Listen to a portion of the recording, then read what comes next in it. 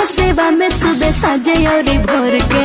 अमन भैया जिंदाबाद। ए भैया करी है भलाई कहतानी हाथ जोड़ के, रही है सेवा में सुबह साजे और भोर के।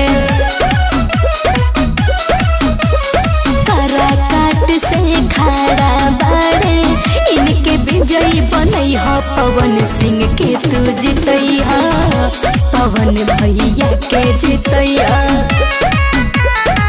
गली गली घूमत चले ले बतिया जाने भूलई हा।